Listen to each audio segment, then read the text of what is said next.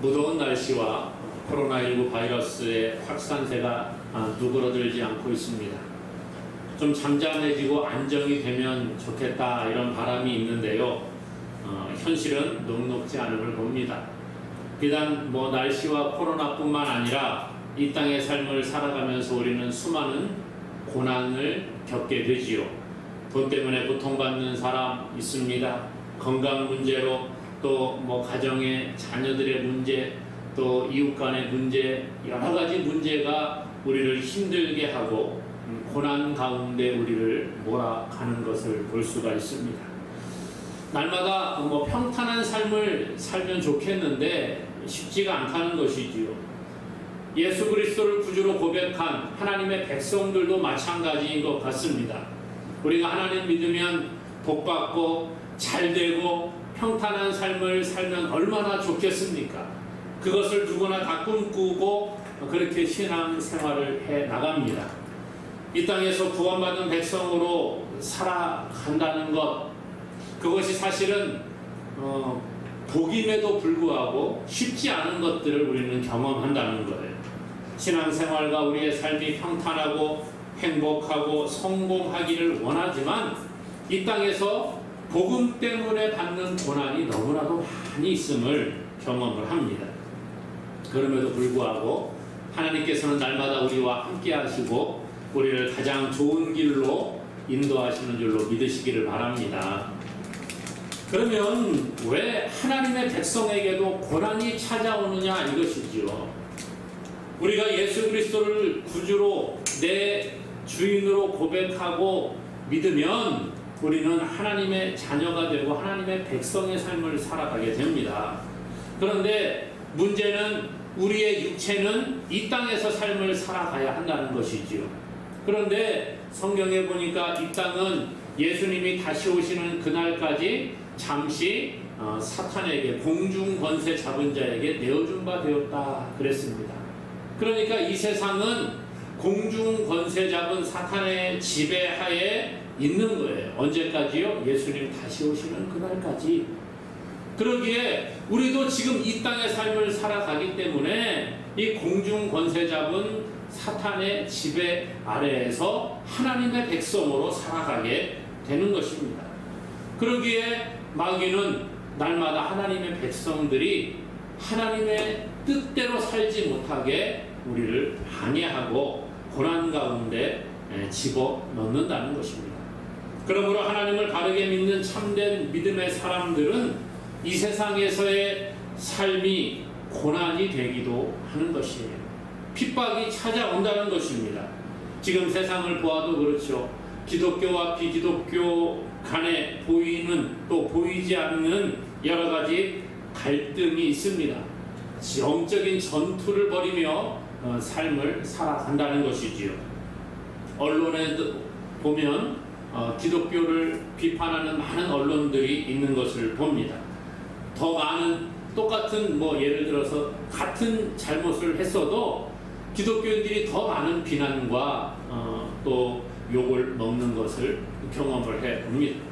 단지 예수님을 믿는다라는 그 하나 때문에 그런다는 거예요. 스포츠를 하는 사람들이 그 운동선수들 보게 되면 기독교인이라고 하면 그때부터 더 많은 안티들이 있는 것을 보게 되지요. 연예인과 정치인들 마찬가지입니다. 하나님을 믿는 우리들도 마찬가지입니다. 세상 가운데에서 내가 교회 다니는 사람입니다. 기독교인입니다. 저는 예수님을 믿습니다. 그런 이야기를 하게 되면 그때부터 우리의 행동은 더 힘들어지고 우리가 세상의 삶을 평화롭게 살아가기 어려운 것들을 많이 경험한다는 것이에요. 교회 안에서도 기독교 안에서도 그런 일들이 많이 있습니다. 점점 하나님을 대적하는 일들이 많아지고 세계교회협의회라고 하죠. WCC 이렇게 약자로 표현을 하는데요. 그러한 단체들을 중심으로 종교다원주의가 교회 안에 많이 들어왔습니다. 그래서 하나님 위에 다른 종교를 믿어도 구원받고 다 그렇게 똑같으니까 괜찮다 이렇게 주장하는 분들도 있는 것을 보게 됩니다. 기독교의 세속화, 동성애 문제, 여러 가지 문제들로 교회가 어려운 가운데 들어가게 됩니다. 이처럼 악한 세상에서 우리가 신앙을 지킨다고 하는 것은 점점 더 어려워지는 것을 경험을 합니다. 그러므로 오늘 우리는요, 믿음의 사람들에게 이렇게 고난이 온다는 것을 먼저 인식을 해야 한다는 거예요. 그러면 우리에게 찾아오는 고난 때문에 날마다 힘들고 괴롭고 지치고 낙심하고 그렇게 살아가야 되느냐? 오늘 본문은 성도들에게 고난이 찾아오지만 이 고난은 우리에게 손해가 되는 고난이 아니다, 그렇게 말해주고 있다는 거예요. 성도들에게는 비록 고난이 올 수가 있지만 고난이 우리에게 유익이 된다 말해주고 있습니다. 그래서 오늘 본문을 통해서 고난의 유익이라는 제목으로 말씀의 은혜를 나눠보기를 원합니다. 먼저 이 고난은 성도들이 기도할 수 있도록 하기 때문에 유익이 된다는 거예요. 사람이 평안하면 그곳에 안주하려는 경향이 있습니다. 그러나 고난이 찾아올 때 어때요? 넘어져서 그냥 못 일어나는 사람들도 물론 있습니다만은 대부분의 사람들은 어려움이 찾아오면 이 어려움을 어떻게 해결할까? 이런 생각들을 가지게 됩니다. 성공하는 사람이나 성공하는 기업은 현실에 안주하지 않는다고 하지요. 끊임없는 자기 개발과 현실에 안주하지 않고 미래를 향해 계획을 세우고 나아가는 것을 봅니다. 현실에 안주하게 되면 도태될 수밖에 없습니다. 위기가 올 때일수록 더욱더 앞을 향해 나아가는 여러 가지 방법들을 찾아가지요.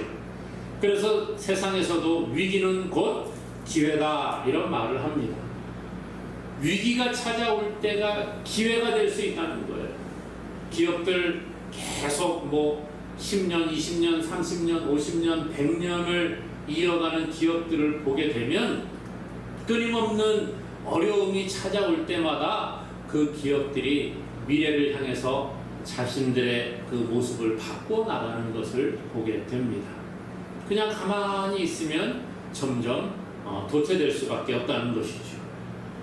사람도 마찬가지입니다. 어린아이들이 밖에 나가서 재미있게 이렇게 뛰어노는 것들을 요즘에는 참 보기가 어렵지 않습니까?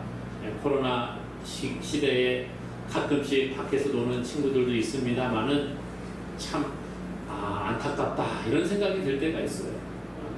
조그마한 아이들이 마스크 쓰고 자기들끼리도 이렇게 노는데도 좀 거리두기 해서 그러는지 제대로 이렇게 가까이 있지도 않고, 또 엄마들이 옆에서 지켜보면서 못하게 하는 것들도 너무나도 많고, 이런 것들을 봅니다.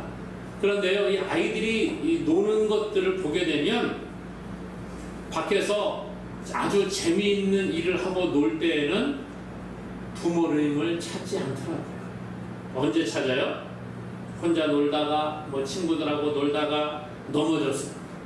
무릎이 이렇게 탁 까졌어요. 그럼 그때 뭐라 그래요? 탁 까지고 난 다음에 아프니까 엄마! 그리고 그때 이제 엄마를 찾더라고요. 재미있고 신나고 그럴 때는 엄마를 찾지 않습니다. 내 힘으로 무언가 하고 해도 잘 되고 이럴 때는 엄마를 안 찾아요. 그러나 넘어져서 다쳤다든지 누가 나를 괴롭힌다든지 무슨 문제에 직면하게 되면 그때 가서야 엄마를 찾는 거예요. 내 힘으로 할 수 없는 일들이 나에게 다가올 때에 부모를 찾습니다. 배가 고파요. 잘 놀고 있다가 배고파, 뭐가 먹고 싶어. 그러면 그때 엄마를 찾고 아빠를 찾습니다. 힘이 들고 졸리면 그때 엄마 아빠를 찾더라고요. 특별히 아기들 보면은 그렇지 않습니까? 자기 혼자서 그냥 막 놀고 그러다가 빽빽 울 때가 있어요. 배고플 때라든지 변을 봤다든지 그럴 때 울고 졸린다든지 그럴 때 칭얼거리고 우는 것들을 보게 되지요. 왜요? 날 좀 관심 가지고 좀 해결 좀 해달라는 거예요. 사람들은 어려움이 생겨야 누군가의 도움을 구하게 되는 것을 경험상 보게 됩니다. 사실 우리도 마찬가지 아닙니까? 우리의 삶이 날마다 평탄하고 내가 생각한 대로 착착착착 이루어지면 별로 하나님 찾을 이유가 없지요. 그냥 우리의 계획대로 계속 잘 나간다. 그러면 뭐 굳이 하나님 이거 도와주세요, 이거 해주세요 이럴 필요가 없다라는 생각이 듭니다. 현대인들이 좀 먹을거리가 풍성해지고, 우리나라가 특히 그렇죠. 먹거리가 풍성하고 삶이 윤택해지면서 하나님이 필요 없는 것처럼 살아가는 사람들이 많이 있다, 그런 이야기를 합니다. 그런데 우리에게 위기가 오고 뭐 돈이 좀 없어가지고 힘들고 먹을거리가 없고 내 마음대로 일이 풀리지 않을 때에 우리는 그때야 절대자 하나님을 찾게 된다는 거예요. 이처럼 성도들에게 고난이 올 때에 그 고난을 통해 하나님을 찾는 이 기도의 자리로 나아갈 수 있다는 것이 바로 고난의 유익이 되는 걸로 믿습니다. 야고보 5장 13절에 이렇게 말해요. 너희 중에 고난 당하는 자가 있느냐? 그는 기도할 것이요. 뭐 하라고요? 고난 당하는 자가 있느냐? 그는 기도할 것이요. 즐거워하는 자가 있느냐? 그는 찬송할지니라. 고난 당할 때에 기도하는 것이 복인 줄로 믿습니다. 우리가 고난이 올 때에 하나님께 기도하면 하나님께서는 우리의 기도를 들으시고 응답해 주신다는 거예요. 왜요? 우리가 하나님의 자녀고 하나님의 백성이라고 성경이 말씀하기 때문이라는 거예요. 육신의 부모도 자녀가 어렵다고 하면 가서 도와주지 않겠어요? 할 수 있는 만큼 도와줄 겁니다. 하물며 하나님 아버지께서 하나님의 자녀인 저와 여러분들을 도와주시지 않겠느냐 하는 것이죠. 그러므로 오늘 우리는 고난이 올 때 더욱 기도의 자리에 나아가는 자가 될 수 있기를 바랍니다. 그리고 나 혼자만을 위한 기도가 아니라 다른 사람을 위해서 함께 기도하는 것이 필요하다는 거예요. 오늘 고린도 교회에 바울이 편지를 쓰면서 여러분 나를 위해서 기도하고 여러분들 서로 간에 기도하라, 그런 권면을 해주고 있습니다. 오늘 본문 11절에 보니까요, 너희도 우리를 위하여 간구함으로 도우라, 이렇게 말해주고 있어요. 너희도 우리를 위하여 간구함으로 도우라. 이 간구함으로, 이 말은 그냥 여러분 그냥 기도해 주세요 이런 정도가 아니라는 거예요. 간구함으로 도우라, 이 말은 개인적으로 공공함을 느낌으로 간청하는 기도를 이야기합니다.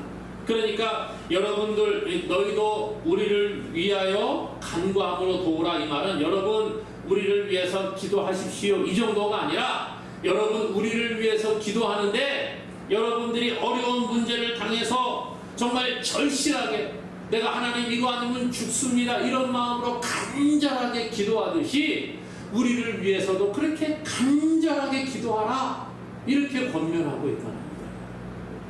사실 그렇지 않습니까? 사람이요, 내가 조금 어려울 때는 열심히 기도합니다. 그런데 다른 사람이 정말 내가 이러이러한 일이 어려우니까 기도 좀 해주세요. 그러면 알았어요. 그리고 그냥 대충 기도할 때가 있어요. 그렇죠? 며칠 전에 제가 어떤 분이랑 어디를 가다가 그런 대화를 했어요. 그러더라고요. 저한테 집사님이, 목사님 참 사람들이 재미있는 것 같아요. 왜요? 그랬더니만은 이 기도하는 것이 있잖아요. 다른 사람을 위해서 기도한다는 게 쉽지 않다는 거예요. 누가 기도 요청을 해서 집사님 이렇게 좀 기도해 주세요. 그러면 알았어요. 기도해 줄게요. 그리고 기도를 안 한다는 거예요. 기도해달라고 그러면 알았습니다. 그리고 기도를 안 한다는 거죠. 그래서 다른 사람을 위해서 기도한다는 게 쉽지 않습니다. 그러더라고요. 그래서 제가 그랬어요. 저도 그런 기도 요청을 참 많이 받습니다. 목회자니까 그렇죠. 목사님 저를 위해서 뭐 이런 문제를 위해서 기도해 주세요. 뭐 이렇게 기도 요청을 하면 저는 그렇게 합니다. 알겠습니다. 그리고 그 기도 요청을 들었을 때 바로 하다못해 1분이라도 그 자리에서 기도를 하는 거예요. 그래야지 잊어버리지 않아요. 나중에 기도해 줄게요 그러면 나중에 언제가 될지 모르더라고요. 하다못해 나중에 못하더라도 그 기도 요청을 받은 그 시간에 기도하는 거예요. 그때에 기도하는 거예요. 문자 메시지를 받았다 그러면은 그 문자 메시지를 읽으면서 기도하는 거예요. 누가 나에게 목사님 저를 위해서 이런 문제가 있는데 기도해 주세요 그러면 네, 그리고 나서 바로 그 자리에서 마음속으로라도 1분이라도 기도하는 겁니다. 그래야지 잊어버리지 않더라고요. 안 그러면 나를 위해서 기도해 주세요. 네, 기도해 드리겠습니다. 그러면 언제 기도해요? 그리고 저는 그 자리에서 기도하고 또 이런 얘기예요. 예, 제가 생각날 때마다 기도하겠습니다. 이렇게 생각 안 나는데 어떻게 기도하겠어요? 그렇죠? 그래서 생각날 수 있도록 그렇게 해달라고 이야기하고 생각날 때마다 위에서 기도해 주고 있습니다. 사랑하는 여러분, 어려움 가운데 있습니까? 하나님의 그 보좌 앞으로 나아갈 수 있기를 바랍니다. 기도의 자리에 우리가 갈 수 있기를 바랍니다.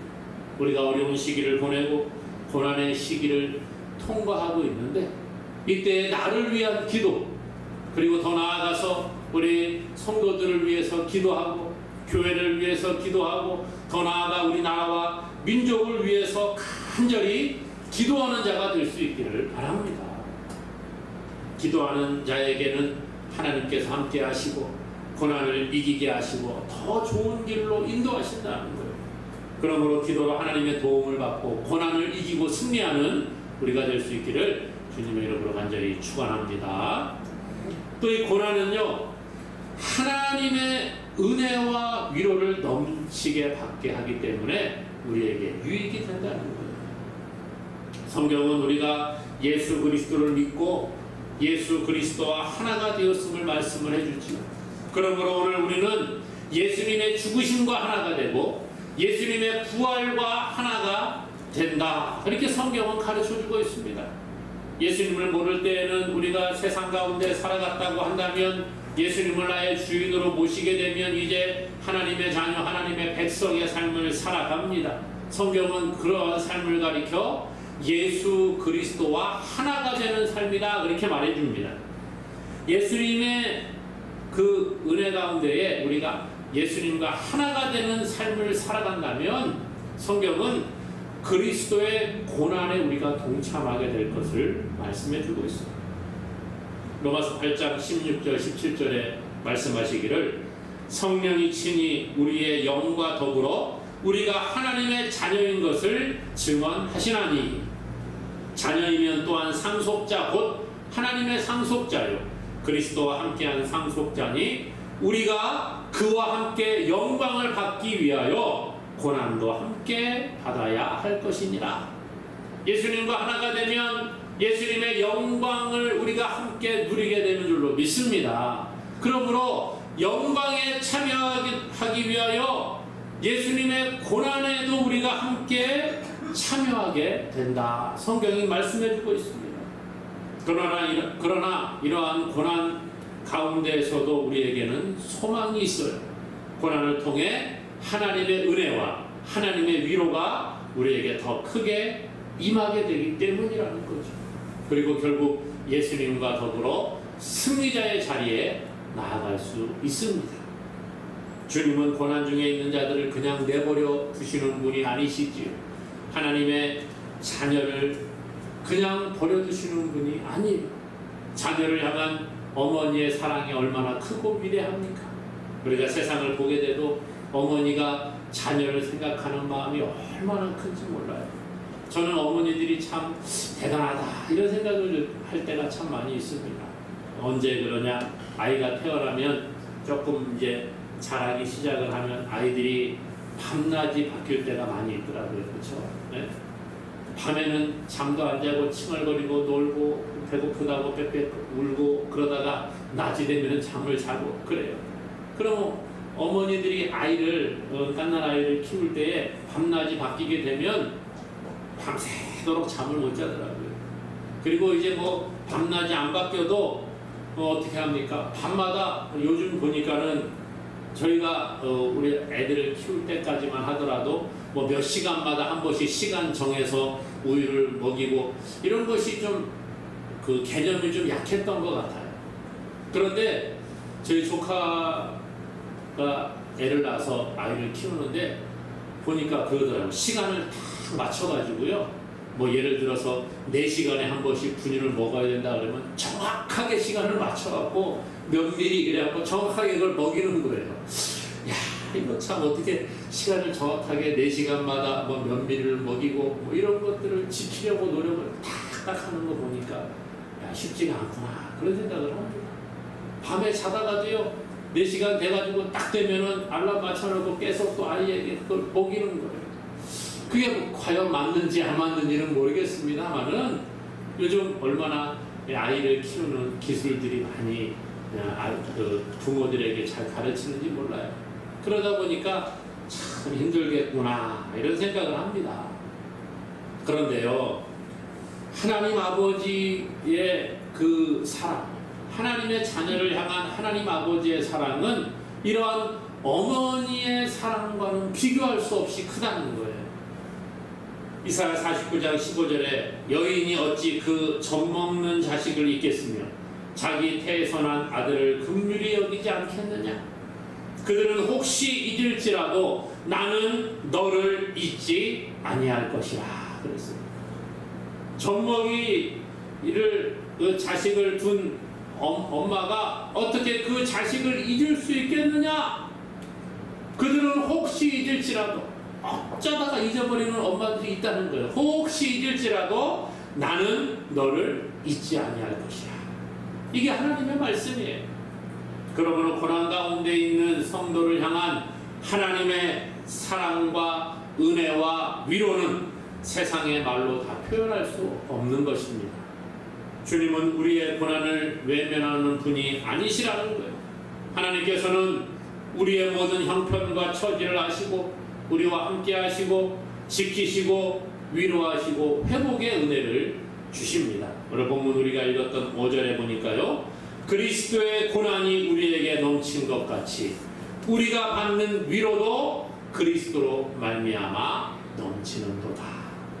고난이 우리에게 많이 오면 올수록 하나님의 위로도 더욱더 넘치도록 임한다는 거예요. 그러므로 고난은 우리에게 손해가 아니라 유익인 줄로 믿으시기를 바랍니다. 우리는 고난을 통해 더욱 하나님의 은혜의 보좌 앞으로 나아갈 수 있는 거예요.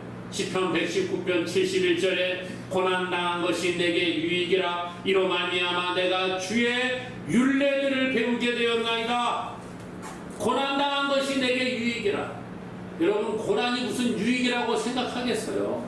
그러나 고난당한 것이 내게 유익이라 시편 기자는 그렇게 고백을 한다는 거예요. 그러므로 사랑하는 여러분, 고난을 통해 하나님을 더 깊이 알아가고 고난을 통해서 하나님의 은혜가 더욱 넘치게 됨을 믿으시기를 바랍니다. 고난은 더 큰 하나님의 위로를 우리에게 주신다는 거예요. 그러므로 고난을 두려워하지 말고 감사하는 자가 되기를 주님의 이름으로 축원합니다. 마지막으로 고난은 하나님만 의지하게 하기에 우리에게 유익이 된다는 거예요. 세상 사람들은 고난이 올 때 뭐 세상의 권력을 의지하려고 합니다. 사람을 의지하려고 합니다. 돈을 의지하고 물질을 의지하는 것들을 봅니다. 그러나 그것들이 우리에게 작은 힘이 될 수 있을지는 모르지만 영원한 소망을 주지 못한다는 거예요. 사람들은 낙심하고 절망할 때가 얼마나 많이 있습니까? 그 사람에게 믿었던 사람인데 저 사람은 나를 꼭 도와줄 것이라고 믿었는데 도움을 받지 못할 때 얼마나 낙심하겠어요. 내가 가지고 있는 돈 이거면 내가 괜찮겠다 생각을 했는데 어느 날 갑자기 그거하고는 뭐 그거 가지고서는 안 될 것 같아요. 그럴 때 배신감을 느끼지 않습니까? 그게 바로 우리 인생이라는 거예요. 사람을 원망하고 세상을 원망하고 부모를 원망합니다. 요즘 젊은 친구들이 그렇잖아요. 집값이 점점 올라가고 수도권에서 살기가 점점 힘들어지고 있으니까 세상을 원망합니다. 사람을 원망합니다. 그러다가 나중에는 아유 우리 부모는 왜 누구네 집 부모처럼 돈이 없어가지고 물려줄 것도 별로 없고 뭐 그런 친구들이 있더라고요. 아무것도 할 수 없는 자신의 연약함을 나약함을 비관하기도 합니다. 그리고 더 나아가서는 하나님을 원망하는 거예요. 하나님 왜 나에게 이렇게 합니까? 하나님 왜 저 사람은 잘 되는데 저는 점점 안 되게 만듭니까? 왜 저를 이렇게 비참하게 만듭니까? 저를 왜 인생의 밑바닥으로 던져버리십니까? 우리 하나님께 그렇게 원망할 때가 있다는 것입니다. 이러한 원망의 말을 하나님께 쏟아낸다고 할지라도 뭐 바뀌는 게 있습니까? 하나님이 우리에게 고난을 주시는 목적은 하나님을 원망하고 세상을 원망하고 비관하고 낙심의 자리로 들어가라고 그렇게 우리에게 고난을 주시는 게 아니라는 거예요. 하나님이 우리에게 고난을 허락하시는 목적은 오직 하나님만 의지하게 하기 위함인 줄로 믿습니다. 고난 중에도 하나님의 백성을 하나님은 버리지 아니하시고 언제나 어디서나 도와주신다는 거예요. 바울은 사람의 생각으로는 소망이 완전히 사라진 그러한 고난의 상황 가운데에서도 포기하지 아니하고 하나님을 원망하지 않습니다. 도리어 고난 가운데 자기의 힘과 능력을 의지하지 않고 오직 하나님만 의지해야 한다는 것을 깨달았어요. 그리고 오늘 본문에 보니까 그런 고백을 합니다. 본문 8절 9절에 이렇게 말하지요. 형제들아, 우리가 아시아에서 당한 환난을 너희가 모르기를 원하지 아니하노니 힘의 격도로 심한 고난을 당하여 살 소망까지 끊어지고, 얼마나 고난이 심했으면 살 소망까지 끊어졌다는 거예요. 9절에 보니까 우리는 우리 자신이 사형 선고를 받은 줄 알았으니, 사형 선고 받은 것처럼 느껴졌다는 거예요. 이는 우리로 자기를 의지하지 말고 오직 죽은 자를 다시 살리시는 하나님만 의지하게 하심이라. 살 소망이 끊어지고 사망 선고를 받은 것 같은 그 상황 가운데 처했을 때에 바울이 깨달은 게 뭐예요? 아, 나를 의지하지 말고 오직 하나님만 의지하라고 그렇게 말씀하시는구나. 그거를 깨달았다는 거예요. 자기가 할 수 있는 게 아무것도 없다는 걸 깨달았습니다. 사람들이 그러잖아요. 위대한 자연 앞에서 사람의 연약함을 보게 되었다, 이런 말들을 합니다. 그러나 정말 우리는 위대한 자연 앞에서 우리가 약하구나, 그 정도가 아니라 온 그 우주 만물을 만드신 하나님의 능력 아래에서, 하나님, 저는 아무것도 아닙니다, 하나님의 도움이 필요합니다, 이러한 고백이 우리의 입술에서 나오기를 주님의 이름으로 축원합니다. 많은 믿음의 사람들이 고난 가운데에서 하나님을 의지했어요. 다니엘을 보니까 30일 동안 왕 말고 다른 신이나 어떤 사람에게든지 절하고 구하면 사자굴에 던져 넣읍시다, 이러한 금령이 선포된 것을 알고 있습니다. 그럼에도 불구하고 다니엘은 전에 하던 대로 그대로 하나님 앞에 하루에 3번 기도했어요. 그리고 결국 사자굴에 던져졌지만 하나님의 도우심으로 다시 건짐을 받는 놀라운 역사를 경험합니다. 다니엘의 세 친구도 마찬가지지요. 금신상에게 절하지 않으므로 풀무불에 던져지게 돼요. 그러나 하나님만 의지한 이들에게 하나님의 놀라운 역사가 일어납니다. 그 풀무불에서도 살아남게 됩니다. 그리고 그들을 붙잡고 있던 사람들은 불에 타 죽었지만 이 다니엘의 친구들은 살아남게 되죠. 오늘 우리가요, 고난 가운데 빠질 때가 있다는 겁니다. 세상은 말합니다. 고난 가운데서 야, 너네 하나님 어디 있느냐? 하나님을 저주하고 죽어라. 욥의 아내가 욥에게 그런 이야기 했잖아요. 당신이 믿는 하나님 어디 있느냐? 하나님을 욕하고 죽어라. 그런 얘기합니다. 그러나 이 욥은 그런 거에 신경 쓰지 않았다는 거예요. 오늘 우리도 마찬가지예요. 우리가 살아가면서 많은 고난이 우리에게 찾아옵니다. 때로는 하나님을 원망하고 세상을 원망하고 싶을 때가 있습니다. 지금 온 세계가 코로나 바이러스로 어려운 가운데 있잖아요. 이럴 때 우리가 할 일이 무엇입니까? 하나님을 의지하는 거예요. 우리의 삶에 고난이 옵니다. 세상 권력도, 세상의 물질도, 세상의 그 어떤 사람들도 우리를 도울 수 없는 그러한 환경에 우리가 놓일 수가 있어요. 오늘 바울의 고백과 같이 살 소망이 끊어지고 사형 선고를 받은 것 같은 그러한 상황에 우리가 놓일 때에 오직 내 자신이 아니라 세상이 아니라 하나님만 의지하는 저와 여러분 되기를 주님의 이름으로 축원합니다. 하나님은 전능하신 하나님이에요.